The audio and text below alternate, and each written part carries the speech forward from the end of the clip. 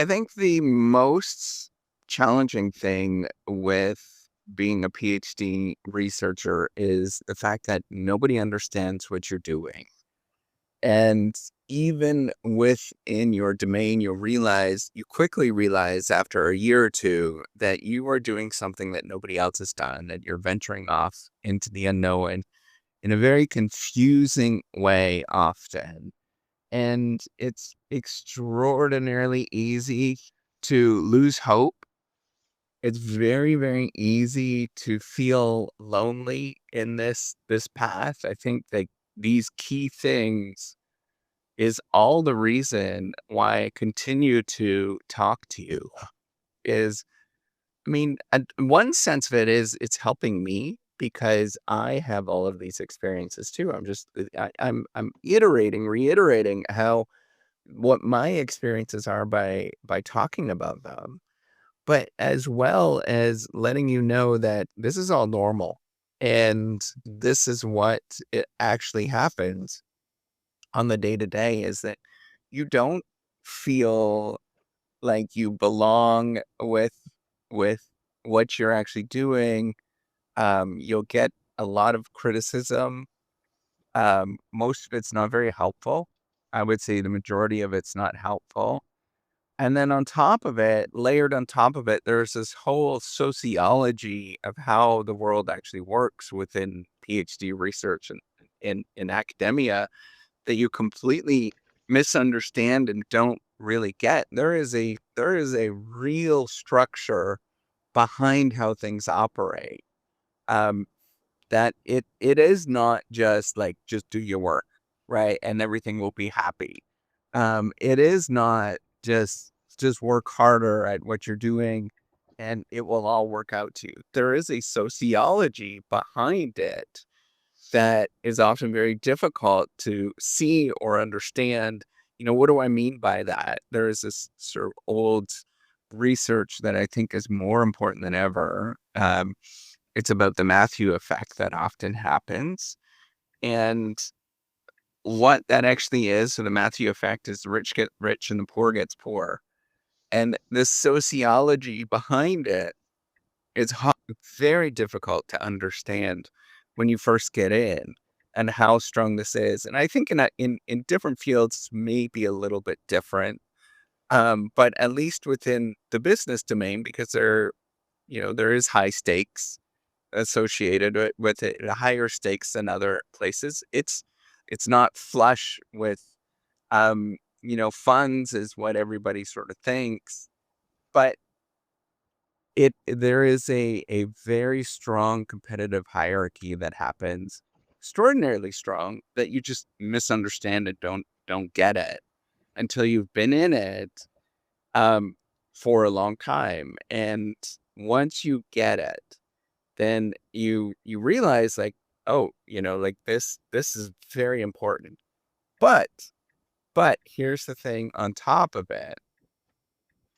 It's not necessarily that is a bad thing. It means the sort of sociology behind things is not necessarily bad. It gives it structure.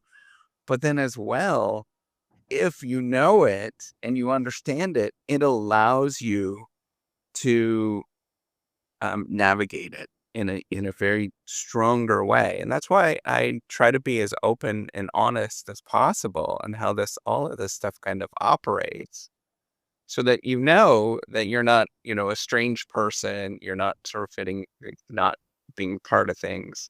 And it becomes very easy with that to, if you don't understand it and you're trying to navigate it, you really just will not get it.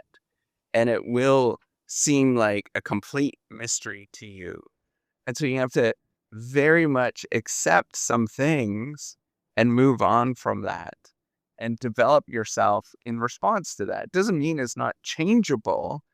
It doesn't mean that you can't do spectacular things if you're outside of that sort of social structure. You just have to understand it and you have to get it and what it all means, and realize when things are, so for example, you apply to someplace and you don't get it.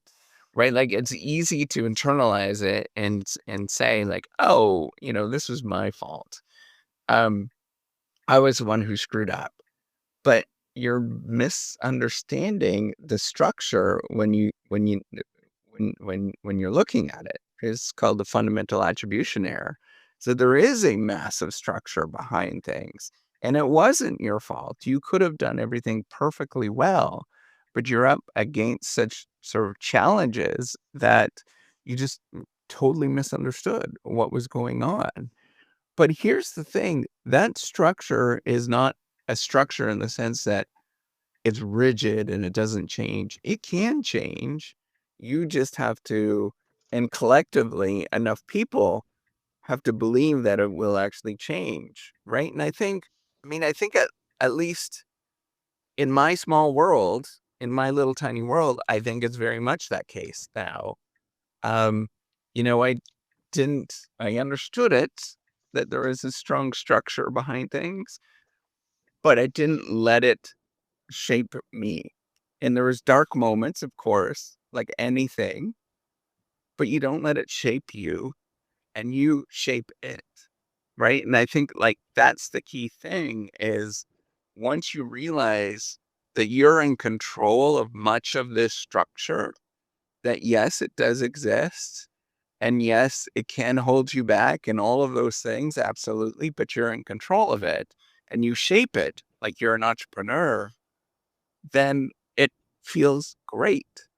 And you know that you had a very significant positive impact in this world, right? And I think for me, that's been one of the most remarkable things and why I keep cheering everybody on is that I don't let it push me around anymore, right? And I think like having that is knowing that you can shape your world.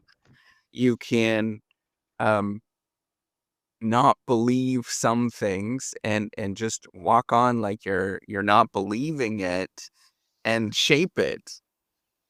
But, once you figure this out, once you move forward and completely change your world, it takes a god awful amount of work, but it's the coolest thing in the world, right? Like it is far more cooler to be part of that kind of change that is remarkable, right? Where you are part of it and it becomes like your inspiring story for you. And I want you to sort of take that step back is like, what are you going to inspire in your life? Are you going to take the world as given? First of all, are you going to understand the world and see it as what it actually is, right? That there is this structure that exists. Um, Two, are you going to take the world as given and then just kind of retreat and say, well, that's just the way it is? Or three, are you going to push back and change your world and shape it and become an entrepreneur that, yes, it is brutally tough. And yes, it is more difficult than you ever imagined, but man, you can certainly change things and it becomes such a positive, amazing experience when you do that. But the choice is yours in terms of how you shape the world. And you can let it stop you, right? Or you can sort of be in oblivion and not really care about things, or you can let it stop you, or you can say, I am going to shape my world and I'm going to be a positive influence as best as I possibly can in the world around me. That's absolutely your choice. And you can choose what that's going to look like. All right. Take care. Have a wonderful day.